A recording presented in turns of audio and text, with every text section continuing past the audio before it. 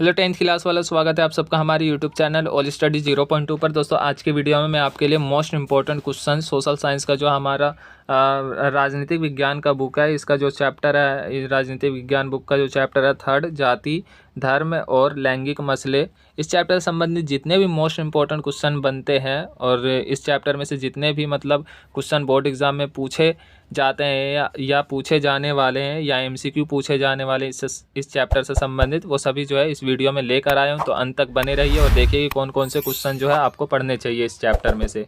ठीक है दोस्तों, तो सबसे पहले देखिए धर्मनिरपेक्ष राज्य से क्या अभिप्राय है, उन कारकों का वर्णन कीजिए जो भारत को धर्मनिरपेक्ष राज्य बनाते हैं। ये मोस्ट इंपॉर्टेंट क्वेश्चन है, इसीलिए मैंने इसको पहले स्थान पर रखा और ये जो है 5 नंबर में बहुत ज़्यादा पूछा जाता है। 1 नंबर में भी पूछा जा सकता है कि धर्मनिरपेक्ष राज्य से क्या अभिप्राय है, ये वाला 1 नंबर में पूछा जा सकता है। इसके अलावा अगर ये पूरा पूछा जाएगा तो 5 नंबर में या 3 नंबर में आएगा। तो धर्मनिरपेक्ष राज्य सबसे पहले देखिए होता क्या है। धर्मनिरपेक्ष राज्य ऐसा राज्य होता है जिसमें कोई राजधर्म नहीं होता। यह निश्चित होता है कि धर्म राज्य कार्यों का भाग नहीं होगा। राज्य धर्म के विषय में तटस्थ रहता है, सभी धर्मों को समान दर्जा प्राप्त होता है। तो इसमें जो है मतलब धर्मनिरपेक्ष राज्य में राज्य जो है किसी भी एक धर्म के लिए जो है कार्य नहीं करता, सभी धर्मों को समान मानता है और सभी धर्मों के लिए जो है नीतियों का निर्माण करता है। ठीक है दोस्तों, सभी धर्मों को जो है साथ में लेकर चलता है। राज्य का जो है कोई राजकीय धर्म नहीं होता धर्मनिरपेक्ष राज्य में। जैसे आप भारत में देख सकते हैं कि मतलब राज्य जो है किसी एक धर्म के लिए कार्य नहीं करता, सभी धर्मों को समान मानती है और सभी धर्मों के साथ समान व्यवहार करती है और किसी भी धर्म के साथ जो है भेदभाव नहीं करती, चाहे वो अल्पसंख्यक हो या बहुसंख्यक हो। ठीक है, इसके बाद देख लीजिए भारत जो है धर्मनिरपेक्ष राज्य कैसे है। भारत को धर्मनिरपेक्ष राज्य बनाने वाले कारण जो है कौन कौन से है। राजकीय धर्म का ना होना, भारत में जो है कोई भी धर्म जो है राजकीय धर्म नहीं है, चाहे अल्पसंख्यक हो या बहुसंख्यक हो। जैसे पाकिस्तान में मुस्लिम धर्म को जो है राजकीय धर्म घोषित किया गया है। ओके, इसके बाद देखिए धार्मिक स्वतंत्रता। धार्मिक स्वतंत्रता है भारत में, कोई भी व्यक्ति जो है किसी भी धर्म को अपना सकता है। ठीक है, इसके बाद देखिए धार्मिक भेदभाव असंवैधानिक, किसी के भी साथ जो है किसी भी व्यक्ति के साथ धार्मिक भेदभाव नहीं किया जाएगा, सभी के साथ जो है समान व्यवहार किया जाएगा, चाहे वो अल्पसंख्यक से बिलोंग करते हो या बहुसंख्यक से। ठीक है दोस्तों, अगर उनके साथ भेदभाव किया जाता है तो वो जो है न्यायालय में जा सकते हैं और न्याय मांग सकते हैं। इसके बाद देखिए चौथा पॉइंट है सरकार द्वारा धार्मिक विषयों में हस्तक्षेप की सकती। सरकार जो है कुछ स्थिति में धार्मिक विषयों में इंटरफेयर कर सकती है, और वो कौन सी स्थिति है, जैसे मान लीजिए किसी धर्म में जो है हिंसा की आशंका हो या धार्मिक समानता स्थापित करने की हो, देश के हित में या धर्म के हित में हो, तो सरकार जो है ऐसी स्थिति में धार्मिक हस्तक्षेप कर सकती है। ठीक है दोस्तों, इसके बाद देखिए दूसरा क्वेश्चन जो है वो है मोस्ट इम्पोर्टेंट है वो भी, और ये है राजनीति में जाति के रूपों का वर्णन कीजिए। जाति राजनीति को किस प्रकार प्रभावित करते हैं। इन दोनों क्वेश्चन का जो है आंसर सेम है। ठीक है दोस्तों, तो ये सब आप हेडिंग के साथ पॉइंट देख सकते हैं, अच्छे तरीके से दिया हुआ है, इनको आप हेडिंग के साथ याद कर लें। ओके, तो ये सब पॉइंट देख लीजिए, ये सब हेडिंग के साथ बहुत अच्छे तरीके से दिया हुआ है और ये जो है 4 पॉइंट हेडिंग के साथ दिया हुआ है, तो इनको आप अच्छे से याद कर लें, मोस्ट इंपॉर्टेंट है ये भी। इसके बाद अगला क्वेश्चन है भारत की विधायिका में महिलाओं के प्रतिनिधित्व की स्थिति क्या है। भारत की जो विधायिकाओं में महिलाओं का जो मतलब कितना रोल है, महिलाओं को कितना भागीदार बनाया जाता है उसके बारे में, और ये भी मोस्ट इम्पोर्टेंट है, 2 या 3 नंबर में पूछा जा सकता है। तो लोकसभा में महिलाओं का प्रतिनिधित्व 10% से भी 10% तक भी नहीं पहुँच पाया है, बहुत कम है मतलब। और इसके बाद राज्यों की विधानसभाओं में तो उनका प्रतिनिधित्व जो है, उनका जो पार्टिसिपेशन है विधानसभा में वो 5% से भी कम है। तो इसको आप याद रखें कि लोकसभा में जो है 10% से भी कम है और राज्य विधानसभाओं में 5% से भी कम है, यानी महिलाओं का जो है बहुत कम प्रतिनिधित्व दिया गया है राजनीति में, विधानसभाओं में, लोकसभा या राज्यसभा में। ठीक है दोस्तों, यहाँ जो है पुरुषों का ही हमेशा दबदबा देखने को मिला है। इसके बाद देखिए अगला क्वेश्चन, ये भी मोस्ट इंपॉर्टेंट क्वेश्चन है, भारत में जाति प्रथा में बदलाव आने के कारणों का वर्णन कीजिए।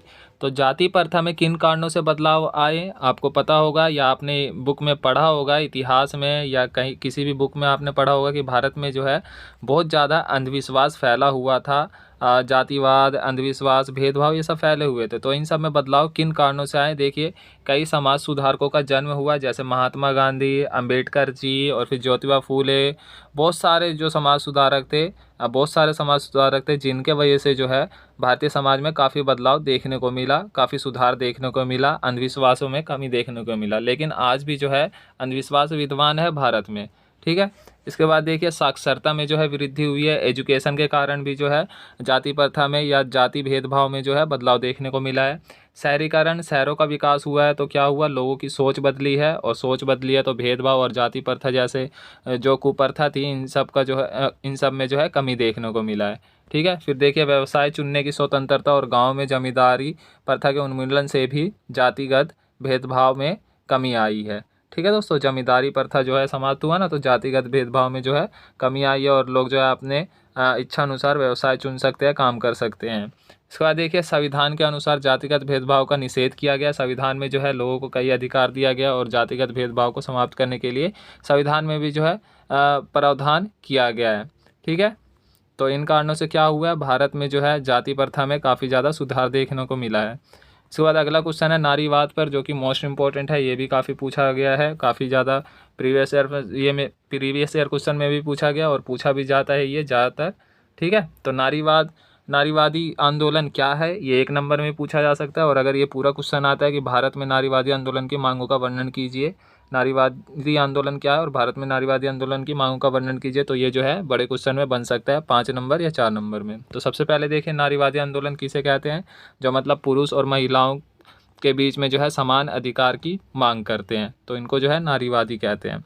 और भारत में नारीवादी आंदोलन की मांगे क्या है, विभिन्न निर्वाचित संस्थाओं में महिलाओं को उचित प्रतिनिधित्व दिया जाए, यानी महिलाओं को जो है निर्वाचित संस्थाएं जो है, यानी राजनीतिक में या फिर जो व्यवसाय हैं, बड़े बड़े व्यवसाय या बड़े बड़े मतलब पोस्ट हैं, या फिर जो निर्वाचन क्षेत्र हैं, उन सब में जो है महिलाओं को जो है पुरुषों के समान अधिकार दिया जाए। और संसद और विधानसभाओं में 1/3 सीट जो है महिलाओं के लिए सुरक्षित किया जाए, आरक्षित किया जाए। ठीक है दोस्तों। इसके बाद अगला क्वेश्चन जो है सांप्रदायिकता क्या है और कैसे प्रारंभ होती है ये सांप्रदायिकता। तो सांप्रदायिकता का डेफिनेशन देखिए 1 नंबर में पूछा जा सकता है, राजनीति से धर्म को जोड़ना ही सांप्रदायिकता कहलाता है। बस ये लिख देना आप, अगर सांप्रदायिकता से क्या अभिप्राय है पूछा जाएगा तो, या सांप्रदायिकता क्या है पूछा जाए तो बस ये लिख देना, राजनीति से धर्म को जोड़ना ही सांप्रदायिकता कहलाता है। इसके बाद ये कैसे प्रारंभ होता है, तो कैसे प्रारंभ होता है तो ये सब जो है आप पॉइंट जो है हेडिंग के साथ याद कर लें। ठीक है दोस्तों, धर्म को जो है राजनीति के साथ जोड़ा जाता है, जिसके कारण ये सब प्रारंभ होते हैं। ओके। इसके बाद देखिए श्रम के लैंगिक विभाजन से क्या अभिप्राय है, तो ये 1 नंबर लायक क्वेश्चन है, इसको भी याद कर ले। पितृप्रधान देश से क्या अभिप्राय, पितृप्रधान में क्या होता है, मतलब पिता के बाद जो है पुत्र परपोत्रे इन सब का जो है शासन चला आता है। ठीक है। तो ये इसी के बारे में, पितृप्रधान देश के बारे में, पितृप्रधान मतलब व्यवस्था के बारे में है ये। ठीक है। इसके बाद अगला क्वेश्चन है विश्व के किन देशों की राष्ट्रीय संसदों में महिलाओं की संख्या अधिकतम है, तो 1 नंबर में पूछा जा सकता है, नाडिया देशों की है, 40% भागीदारी महिलाओं की है संसदों में, 1 नंबर में पूछा जा सकता है ये। पारिवारिक कानून से क्या अभिप्राय है, ये भी 1 नंबर में पूछा जा सकता है, तो इसको भी याद कर लें। ये सब काफ़ी आसान है, ज़्यादा बताने की ज़रूरत नहीं है मुझे। तो इसके बाद देखिए दोस्तों इस चैप्टर से संबंधित जो मोस्ट इम्पोर्टेंट MCQ होते हैं, MCQ जो आते हैं आपके, तो इस चैप्टर से संबंधित भी जो है कुछ MCQ है और एग्ज़ाम में भी पूछे जाते हैं, तो बोर्ड एग्ज़ाम में इनमें से भी MCQ बन सकते हैं। तो पहला क्वेश्चन देखिए, इनमें से किन संस्थाओं में भारत में महिलाओं की सीटें सुरक्षित है, तो कौन सी संस्थाएं में है, लोकसभा में तो है ही नहीं, राज्यसभा में भी नहीं है, राज्य विधानसभाओं में भी नहीं है, पंचायती राज व्यवस्था में है, पंचायती राज सभाएं में है। ठीक है। पंचायती राज व्यवस्था में यानी स्थानीय शासन में जो है महिलाओं के लिए 1/3 सीटें जो है आरक्षित की गई है, तो ऑप्शन 4 जो है सही आंसर है। ठीक है। इसके बाद देखिए दूसरा क्वेश्चन जो है वो है औरत और मर्द के समान अधिकार और अवसरों में विश्वास करने वाली महिला या पुरुषों को क्या कहा जाता है, तो उनको क्या कहा जाता है, नारीवादी कहा जाता है। ऑप्शन 2 जो है सही आंसर है। इसके बाद देखिए तीसरा क्वेश्चन है निम्नलिखित देशों में से किस देश में सार्वजनिक जीवन में महिलाओं की भागीदारी अधिक है, तो इसका जो है पहला ही आंसर सही है, नॉर्वे, स्वीडन और फिनलैंड में जो है मतलब भागीदारी अधिक है, सार्वजनिक जीवन में जो है महिलाओं की सबसे अधिक भागीदारी इन देशों में है। इसके बाद चौथा क्वेश्चन है 2011 में भारत में लिंग अनुपात कितना था, तो सेकेंड आंसर इसका सही है, 919 था। इसके बाद अगला क्वेश्चन है 5वां क्वेश्चन जो है भारत की विधायिका में 2014 में महिला प्रतिनिधियों की संख्या निम्नलिखित में से कितने प्रतिशत थी, तो इसका भी पहला ही ऑप्शन सही है, 12% थी। ठीक है दोस्तों। और ये भी बात आपको याद रखना है कि 2014 में जो है पहली बार 12% महिलाओं की भागीदारी गई थी। ठीक है, विधायिका में महिलाओं की पहली बार जो है इतनी ज़्यादा प्रतिनिधित्व देखने को मिला था। ठीक है, 2014 में याद रखना, नहीं तो 10% से कम ही देखने को मिलता है। ओके, इसके बाद देखिए राज्यों की विधानसभाओं में महिलाओं का प्रतिनिधित्व कितना रहा है। राज्य विधानसभा में कितना रहा है अभी हमने पढ़ा था, तो राज्य विधानसभा में जो है 5% से भी कम रहा है। ऑप्शन 4 जो है इसका सही आंसर है। इसके बाद अगला क्वेश्चन है महिला सांसदों की संख्या पहली बार 12% कब पहुंची थी। 2014 में पहुंची थी, अभी पढ़ा, तो पहला ऑप्शन सही है। इसके बाद 8वां क्वेश्चन है धर्म को राष्ट्र का आधार निम्नलिखित में से किस देश में माना जाता है। तो किस देश में माना जाता है, भारत में तो है ही नहीं, इंग्लैंड अमेरिका में भी नहीं है। इसका जो है ऑप्शन 4 सही है, उत्तरी आयरलैंड में। ओके, इसके बाद 9वां क्वेश्चन है